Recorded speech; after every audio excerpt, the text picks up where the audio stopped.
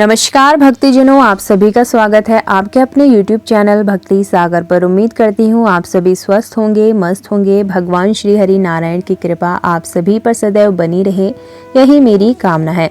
तो भक्तों, अगर आप भगवान विष्णु की कृपा पाना चाहते हैं, अगर आप अपने जीवन के दुख, बाधा और संकट से मुक्ति चाहते हैं, तो इस पावन कथा को अंत तक जरूर सुनिए। लेकिन कथा शुरू करने से पहले अगर आपको ऐसी पवित्र व्रत कथाएं पसंद आती है तो वीडियो को लाइक ज़रूर करें और अपने दोस्तों व परिवार के साथ भी इस वीडियो को ज़रूर शेयर करें और चैनल को सब्सक्राइब करना ना भूलें। साथ ही बेल आइकन ज़रूर दबाएं ताकि आपको हमारी हर नई वीडियोस की जानकारी सही समय पर मिल सके। तो चलिए भक्तों, शुरू करते हैं आज की इस पावन कथा को, जो कथा है आमलकी एकादशी के बारे में। आपको अपने मन को शांत करना है, दिल में श्रद्धा लेकर भगवान विष्णु का स्मरण कीजिए। आमलकी एकादशी की पावन कथा को हम शुरू करते हैं। तो बहुत समय पहले की बात है, जब धरती पर धर्म, सत्य और भक्ति का विशेष महत्व था। लोगों का जीवन सरल था, लेकिन मन में भगवान के प्रति श्रद्धा गहरी थी। उसी समय एक सुंदर और समृद्ध राज्य था। उस राज्य का नाम था विदर्भ। अब विदर्भ राज्य का राजा, जो कि धर्मप्रिय, न्यायप्रिय और दयालु था, प्रजा उसे पिता समान मानती थी। राजा का नाम था चंद्रवंशी राजा। राजा का जीवन सुखमय था, परंतु उसके मन में एक प्रश्न हमेशा रहता था। क्या जीवन का असली उद्देश्य सिर्फ राज्य चलाना और धन कमाना ही है, या इसके पीछे कोई और सत्य छिपा है? राजा अक्सर साधुओं और ऋषियों से धर्म और मोक्ष के विषय में प्रश्न करते रहते। एक दिन राजा अपने राज्य के बाहर वन की ओर भ्रमण करने निकले। वन में प्रवेश करते ही हवा में एक अद्भुत सुगंध फैल रही थी। राजा ने देखा कि वन के बीचों बीच एक विशाल और सुंदर आमलकी का वृक्ष खड़ा था। उस वृक्ष के चारों ओर ऋषि मुनि ध्यान में लीन थे। राजा उनके पास गया और विनम्रता से बोला, हे ऋषिगण, यह कौन सा वृक्ष है जिससे इतनी दिव्यता और शांति फैल रही है? ऋषियों ने उत्तर दिया, राजन, यह साधारण वृक्ष नहीं है, यह आमलकी वृक्ष है।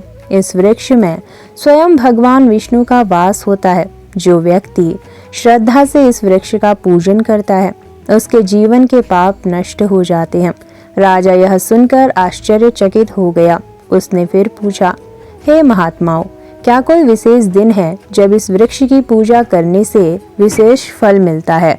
ऋषि बोले, हाँ राजन, फाल्गुन मास के शुक्ल पक्ष की एकादशी को आमलकी एकादशी कहा जाता है। इस दिन जो मनुष्य भगवान विष्णु की भक्ति करता है और आमलकी वृक्ष का स्मरण करता है, वह जन्म जन्मांतर के पापों से मुक्त हो जाता है।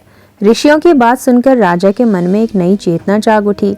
उसने उसी क्षण निश्चय किया, मैं इस एकादशी का व्रत अवश्य करूंगा और अपनी प्रजा को भी इस व्रत का महत्व बताऊंगा। जब आमलकी एकादशी का दिन आया, राजा ने पूरे राज्य में घोषणा करवाई, जो भी व्यक्ति इस पावन दिन भगवान विष्णु का स्मरण करेगा, वह महान पुण्य का भागी बनेगा। राजा ने स्वयं मन, वचन और कर्म से भगवान विष्णु का ध्यान किया। उस रात राजा को स्वप्न आया। स्वप्न में भगवान विष्णु प्रकट हुए। उनका स्वर गंभीर और मधुर था। भगवान विष्णु ने कहा, राजन, तुम्हारी भक्ति से मैं अत्यंत प्रसन्न हूँ। जो भी व्यक्ति आमलकी एकादशी का व्रत सच्चे मन से पालन करेगा, उसका जीवन विजयमय होगा। स्वप्न टूटते ही राजा की आंखों से आंसू बहने लगे। वह समझ गया कि यह कोई साधारण व्रत नहीं है, बल्कि जीवन बदल देने वाला व्रत है। तो भक्तों, अब मैं आपको एक और कथा सुनाती हूँ। यह कथा किसी राजा की नहीं, किसी अमीर व्यक्ति की नहीं, बल्कि एक साधारण गरीब भक्त की है। एक छोटे से गाँव में एक निर्धन ब्राह्मण रहता था। उसका नाम था हरिदत्त। हरिदत्त के पास न धन था, न बड़ा घर और ना ही कोई सुख सुविधाएं, परंतु उसके पास जो था वह था भगवान पर एक अटूट विश्वास। एक दिन गांव में एक साधु आए। हरिदत्त ने साधु को श्रद्धा से भोजन कराया। साधु ने प्रसन्न होकर कहा, वत्स, क्या तुम आमलकी एकादशी के बारे में जानते हो? हरिदत्त बोला, महाराज, मैं तो एक गरीब व्यक्ति हूँ, मुझे बड़े व्रतों के बारे में क्या पता होगा। साधु मुस्कुराए और बोले, वत्स, भक्ति धन से नहीं, श्रद्धा से होती है। अगर तुम आमलकी एकादशी का व्रत सच्चे मन से करोगे तो तुम्हारा जीवन अवश्य बदलेगा। आमलकी एकादशी का दिन आया। हरिदत्त के घर में अन्न तक नहीं था। उसकी पत्नी बोली, आज तो घर में खाने को कुछ भी नहीं है, व्रत कैसे करेंगे? हरिदत्त शांत स्वर में बोला, अगर भगवान ने चाहा तो भूखे रहकर भी हमारा मन तृप्त हो जाएगा।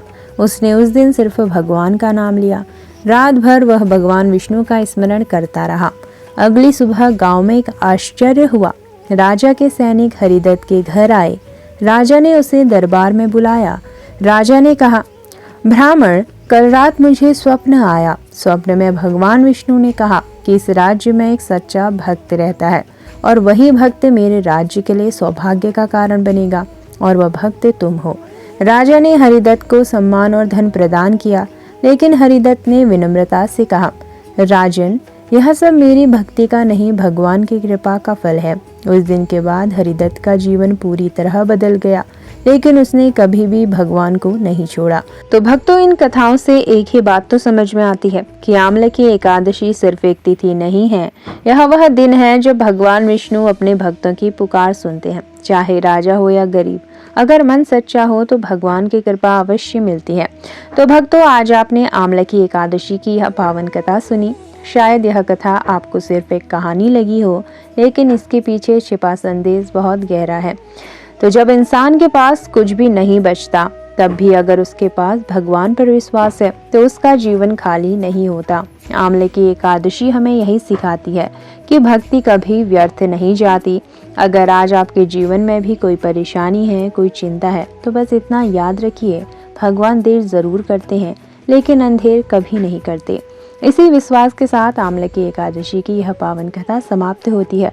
भगवान विष्णु की कृपा आप सभी के जीवन में शांति, सुख और सफलता लेकर आए। तो भक्तों, अगर आपको यह कथा पसंद आई हो तो वीडियो को लाइक अवश्य करें। चैनल पर नए हैं तो चैनल को सब्सक्राइब करना न भूलें, बेल आइकन ज़रूर दबाएं ताकि आपको हमारी हर नई वीडियोस की जानकारी सही समय पर मिल सके। तो फिर मिलते हैं अगली नई वीडियो में नई कथा व जानकारी के साथ। तब तक के लिए आप सभी को आमले की एकादशी की शुभकामनाएं। जय श्री हरि, जय श्री नारायण।